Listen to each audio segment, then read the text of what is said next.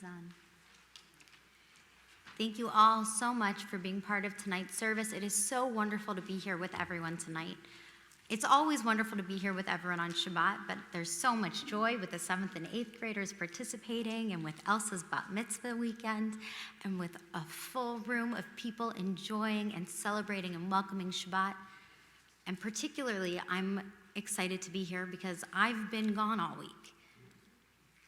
Right after Animal Hour last Sunday, I hopped on a plane and headed off for an intensive retreat fellowship weekend where we learned, we studied, we prayed, and we talked about rabbinic leadership and being a good person. And late last night, as I was on my flight that finally brought me home, I started thinking about what our Torah portion says that reflects on this week I had. I wondered what makes someone a good person, a good leader, a good human being, according to the Torah. How did it relate to adaptive leadership, the fancy leadership we were studying all week? Well, our Torah asks the same thing about Noah. Our rabbis ask the same thing about Noah. Our Torah teaches us that Noah was a righteous man. We're told he was tamim in his generation. He walked with God. Now, at first, this sounds pretty epic. He walked with God. He's tamim, which we're going to explore that word in a minute. But then we realize his generation wasn't so great. In fact, it warranted being wiped out. And so suddenly the bar doesn't seem like it was set very high. So how do we know that Noah was really good? How do we know what to learn from Noah? How do we know what to emulate if we want to try and learn from our Torah this week and seek righteousness and walk with God? Well, our rabbis ask this question as well. And there's a lot of opinion, as there always is. And there's a lot of comparison between Noah and another great leader of our people, Abraham. Now, the rabbis don't come down so easily on Noah. For reasons we'll get into, he's judged harshly. But both Noah and Abraham in the Torah are referred to with this word, tamim. In Genesis, talking about the righteousness of Abraham, it says, walk before me and be tamim.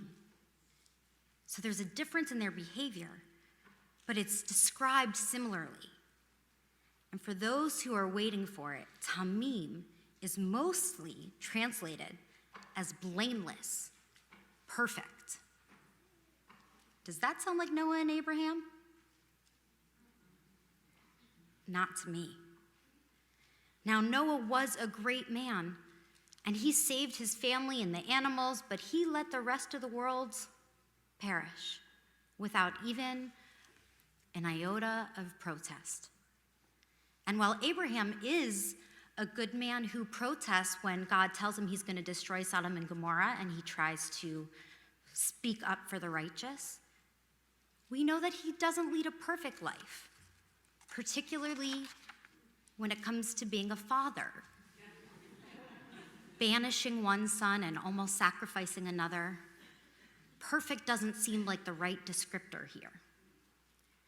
So I was wondering what else tamim could mean, and how else we can understand this description, what it could teach us about righteousness and being a good person, because surely being perfect is not what's required by God. Well, elsewhere in the Torah, I found that tamim is understood as wholehearted. Now, this is a beautiful take on righteousness. And in this sense, being good does not require perfection, but rather a full heart, a sense of purpose. In an ancient medieval rabbinic commentary, the text follows this description even further and asserts that being tamim means having your outsides and your insides match. So again, it's not about perfection here, but rather about having integrity, living with authenticity and wholeheartedness. This is what makes Noah and Abraham both righteous. Not that they were blameless, because surely they were not. But this meaning of tamim speaks to us and teaches us all an important lesson that we are good when we are real, honest, and living as our truest selves. The great educator and thinker Parker Palmer put it this way: align your role with your soul. The path to righteousness asks that our outside matches our inside. I believe that we can all be our best selves when we align our role with our soul, when we're inspired and nourished by the work we do and the company we keep, and offer honest expressions of who we are. And while not everyone is blessed to be able to work every day from a place of passion and wholehearted authenticity, all of us can find opportunities to express what's in our heart and to act accordingly, to listen to what our souls long to say. As Reverend Frederick Bucher says, the place God calls you to is the place where your deep gladness and the world's deep hunger meets. For me, I'm lucky to serve as your rabbi. My deep hunger, or my deep gladness, and the community's hunger meets every day, and I'm honored to serve you. And though I'm far from tamim in the sense of perfect, I try often to be tamim, authentic.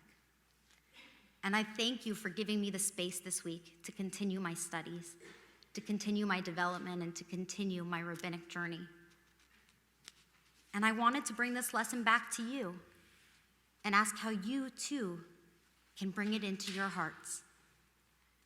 Where does your deep gladness and the world's deep hunger meet? Do you know an answer? Do you live it? This Shabbat, I want you to think about it. Realize that in answering this question, we can learn to walk with God like Noah and Abraham before us and be tamim, filled with integrity, with our role aligned with our soul, with our outside and our insides matching, living in a way that both betters the world and makes our souls sing.